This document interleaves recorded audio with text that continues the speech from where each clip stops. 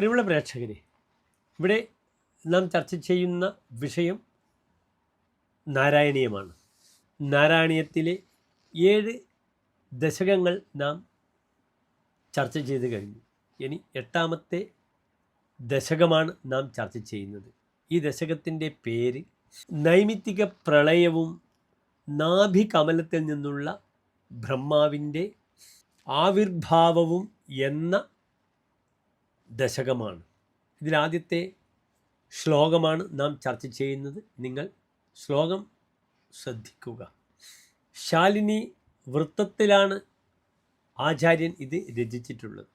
ഏവം താവത് പ്രാകൃത പ്രക്ഷയാന്തേ ഭ്രാമേ കൽപേഹ്യാദിമേ ലബ്ധജന്മാ ബ്രഹ്മാ ഭൂയസ്ത്വയേവാപ്യവേദാൻ സൃഷ്ടിം ചക്രേ പൂർവകൽപ്പോപമാനാം. ഇനി പ്രസ്തുത ശ്ലോകത്തിൻ്റെ പദച്ഛേദം ശ്രദ്ധിക്കുക. ഏവം താവത് പ്രാകൃത പ്രക്ഷയാന്തേ ഭ്രാമേ കൽപേ ഹി ആദിമേ ലബ്ധജന്മാ ബ്രഹ്മ ഭൂയഃ ത്വത്വഃ ഏവ ആപ്യ വേദാൻ സൃഷ്ടിം ചക്രേ പൂർവകൽപ്പോപമാനാം. ഇനി പ്രസ്തുത ശ്ലോകത്തിൻ്റെ അന്വയമാണ് നാം ചർച്ച ചെയ്യുന്നത്. നിങ്ങൾ ശ്രദ്ധിക്കുക.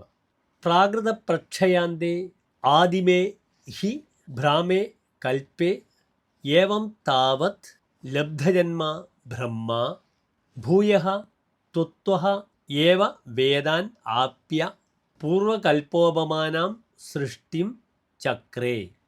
ഇനി പ്രസ്തുത ശ്ലോകത്തിൻ്റെ സാരാംശമാണ് നാം ചർച്ച ചെയ്യുന്നത്. നിങ്ങൾ ശ്രദ്ധിക്കുക.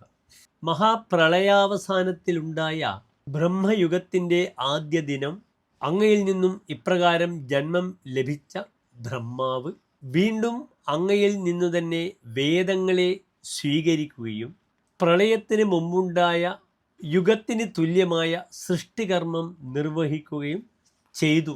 ഇതാകുന്നു പ്രസ്തുത ശ്ലോകത്തിൻ്റെ സാരാംശം. നമസ്തേ.